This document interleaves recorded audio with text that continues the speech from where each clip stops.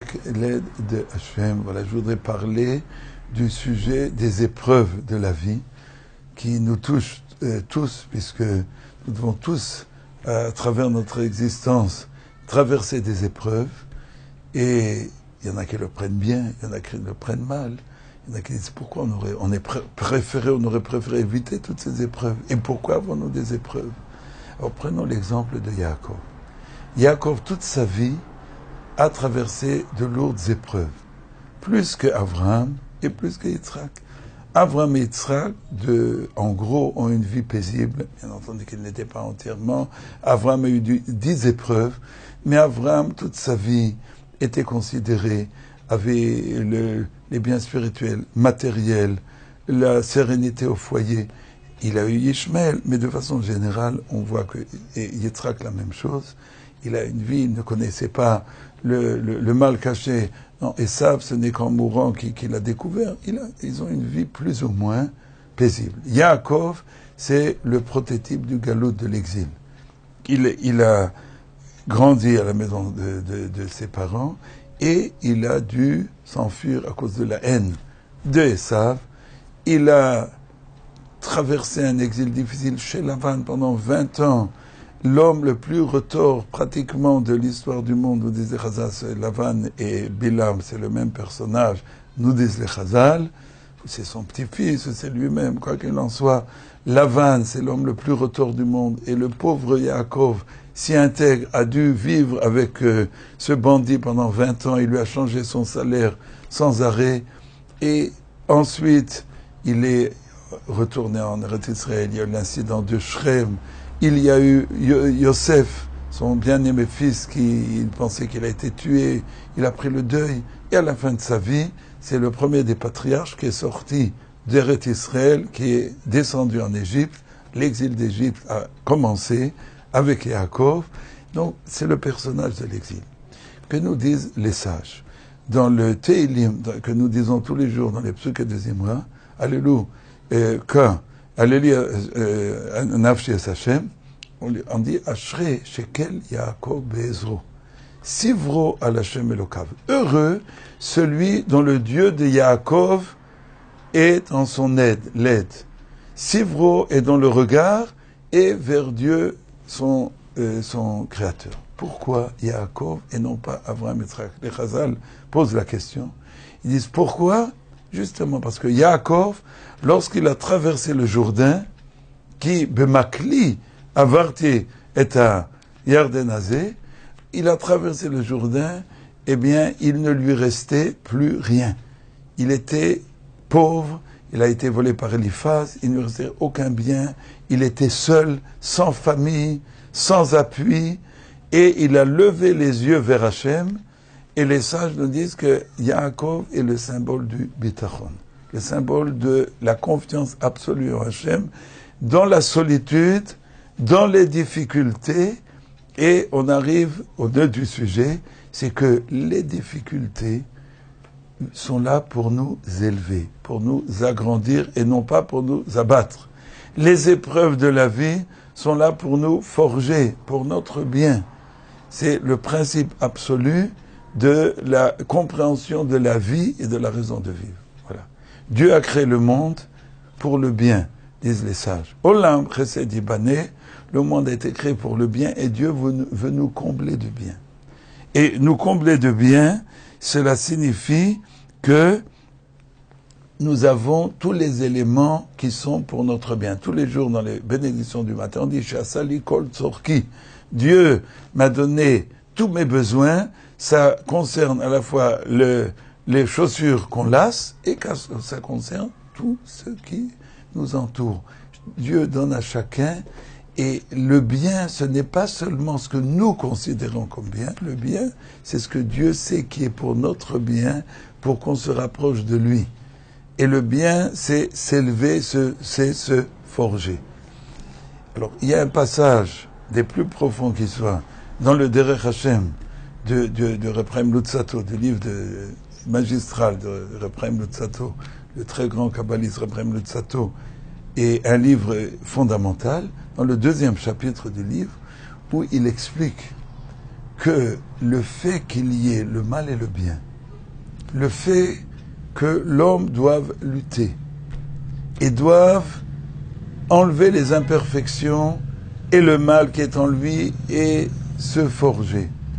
Et ça, c'est tout le travail de la vie. Toute la vie, on est face à des épreuves, on a le mal et le bien en face de nous, on est tenté par le mal, on doit surmonter des épreuves et on doit traverser ces épreuves et on doit s'élever toute notre vie. Parce que Dieu a créé le monde pour le bien, alors il y a une idée qui est d'une profondeur presque insondable. Dieu est la perfection, est la seule perfection, et Dieu nous a créés et il veut que nous arrivions à une certaine perfection. L'homme a été créé à l'image divine, bien entendu, tout est à prendre proportion, puisqu'on ne parle jamais de l'essence divine, mais à l'image d'une certaine lumière divine dans son âme. Dieu veut nous combler. Mais Dieu veut que nous ressemblions à notre Créateur. Le Créateur est parfait de lui-même. Il ne dépend pas d'autrui. Voilà, c'est un axiome, mais c'est un des axiomes de la base de la connaissance d'Hachem. Dieu est entier, Dieu est à la plénitude qui nous dépasse. On ne parle pas d'une plénitude humaine, bien entendu, une unité qui nous dépasse. On ne parle pas d'une unité de l'esprit humain. Et Dieu, bien entendu, étant la source unique de tout, bien Dieu ne dépend de rien. Dieu veut que l'homme arrive à ressembler à Hachem, en tout cas partiellement, en ne dépendant de qui que ce soit. Et pour ce faire, il faut que l'homme soit entouré, agressé d'épreuves et de difficultés qui l'amènent au mal, à la paresse, à des choses qui l'abaissent.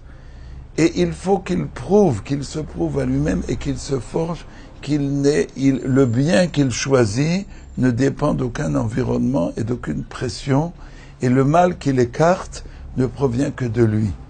Et lorsque l'homme arrive tout au long de sa vie à traverser ces épreuves qui sont quotidiennes, qui sont pratiquement à chaque instant et à chaque souffle, lorsque l'homme arrive à traverser ces épreuves, eh bien, il ressemble à son Créateur. C'est d'une profondeur qui nous dépasse, mais lorsqu'on arrive à comprendre ça, on comprend que tout est pour le bien, et alors on ne rechigne pas lorsqu'on a une épreuve, et de toute façon, je dis toujours, le plus grand bonheur sur terre, c'est faire un effort. Et comme dit le verset dans Michelet, Adam le Amal Yulad, l'homme a été créé pour l'effort. Mais il n'est pas marqué, l'homme a été créé, Yulad, il sera né par l'effort. Avec l'effort, on est, on vient à la vie et on se crée soi-même. L'effort que nous faisons nous forge. Quand on fait un effort, il faut remercier Dieu. Si on peut marcher au lieu de prendre la voiture, il faut remercier Hachem. Quel bonheur que je n'ai pas pris la voiture aujourd'hui, ni le bus, et que j'ai pu marcher. Utiliser, non pas le bus, mais les pédibus, c'est beaucoup mieux. Que Dieu nous a donné. Imaginez, il n'y a rien de mieux. Et pouvoir marcher en remerciant Hachem et faire des efforts. Et si on doit ramasser quelque chose qui est tombé, faut pas dire, pourquoi c'est tombé, maintenant je dois me baisser. Il faut remercier qu'on puisse faire l'effort de se baisser. Et Dieu sait que les épreuves qu'il nous envoie sont toujours adaptées à notre personne. C'est un autre élément. Un autre élément que, d'une part, on ne doit pas rechercher les épreuves. On dit tous les jours dans les Birkot HaShara, les bénédictions du matin, Ve'al tevi'einu, à la fin des bénédictions, l'olide nisayon, ve'lolide bisayon. Hachem, on t'en supplie, ne nous amène ni à des épreuves, ni à avoir honte devant autrui. Ni à des épreuves, parce qu'on ne doit pas, peut-être qu'on ne tiendra pas. Donc on prie de ne pas arriver à des épreuves. Et de fait, les sages disent, on doit fuir les épreuves. On ne doit pas se mettre dans les épreuves. La faute d'Adam Arishon, quelle était la faute d'Adam Arishon? Il a voulu insérer en lui le mal, c'est le monde matériel, pour plus lutter, avoir plus de mérite. C'est ce que l'Arizal explique. Et le mal était en dehors de lui, c'était comme un ange, c'était comme quelque chose qui était uniquement intellectuel, mais il n'était pas en sa personne. Adam Arishon a dit, bien, si je fais rentrer en moi le mal et que je lutte, j'aurai plus de mérite. Et c'était une faute. Hachem lui avait interdit de manger. Manger, c'est intérioriser, c'est amener à lui l'arbre du bien et du mal. Et il n'a pas écouté. Et c'est le prototype de l'histoire de la faute. Combien de non-religieux disent, bien, ces religieux, ils sont retranchés dans leur forteresse, ils n'ont pas le courage de... Et nous, on n'a pas peur ni de voir des films de violence, ni des films de licence des mœurs. Nous, on est protégés, mais vous savez que dans les squares en France, quand des jeunes tuent un petit vieux avec une barre de fer et qu'on leur demande pourquoi vous avez fait ça, répondent au juge comme ça. Il n'y a plus de raison. Il n'y a plus de raison, ce sont les films et c'est l'habitude. Alors c'est vrai qu'il y en a qui n'iront pas jusque-là, mais les sens sont émoussés. Et ceux qui disent, mais non, on est au-dessus de tout, eh bien, ils se mentent à eux-mêmes. C'est un leurre et un mensonge. Vous m'excuserez, je suis virulent, mais certaines vérités, et toutes sont bonnes à être dites, ça dépend comment on les dit, j'espère que je les dis avec assez de gants, ne m'en voulez pas. Quoi qu'il en soit, on ne doit pas se mettre dans des épreuves volontairement. La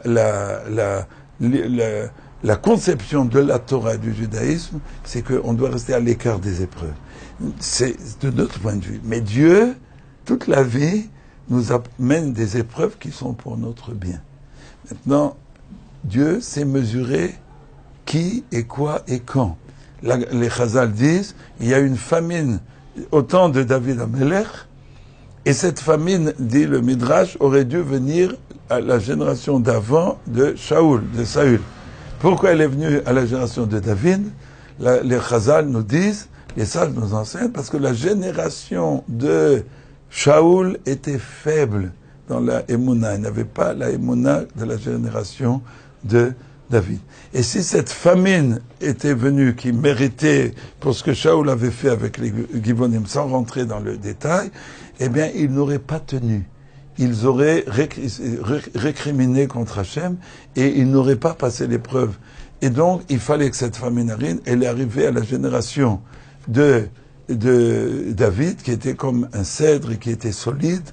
Hachem n'envoie que les épreuves qui nous sont mesurées. Et donc, Yaakov Avinu, voilà, c'est le symbole de l'homme du Galout. Nous sommes en Galout depuis des millénaires, pas seulement depuis la destruction du temple.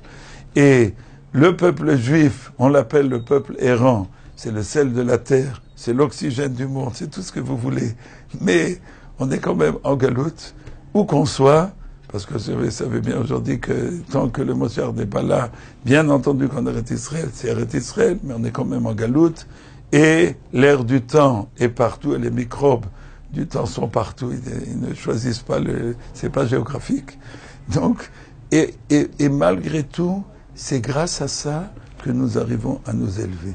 Et donc, celui qui a ce secret-là, il a le secret de la Emouna. Et Yaakov Avinu, c'est le père de notre nation, le véritable fondateur de Yaakov, de notre nation, c'est né Abraham, Yitzhak. Abraham a commencé, mais on arrive à l'union, et c'est aussi l'homme de la Torah, Yaakov Avinu, et c'est grâce à la Torah, comme disait mon maître, Rabbi Omer Zatzal, que comment a-t-il pu aller chez Lavan, l'homme le plus retors de l'histoire, et garder son intégrité, et grandir en intégrité, comme il a lui-même expliqué devant Lavan, qu'il a gardé ses moutons pendant 20 ans avec une fidélité extrême, il n'a pas dormi la nuit, et s'il y avait un lion, il arrachait le mouton des griffes du lion, des choses inimaginables. Pourquoi? Parce qu'il avait la Torah. Parce que la Torah, c'est comme un vacuum, où celui qui a la Torah, il faut qu'il y ait une étude, mais une étude intense. Celui qui a la Torah peut passer des épreuves que nul ne peut passer. Lorsqu'on n'a pas la Torah, on n'a que les forces humaines, psychiques, physiologiques, spirituelles de l'homme, on est très limité. Lorsqu'on a la lumière de la Torah, eh bien, c'est à l'image de Yaakov Avinu, Ashrei Shekel Yaakov Be'ezro, celui dont le Dieu de Yaakov est en son aide, que nous ayons tous cette force-là, et que le peuple juif traverse les dernières épreuves de l'histoire pour arriver à la Géoula Shlema Omer.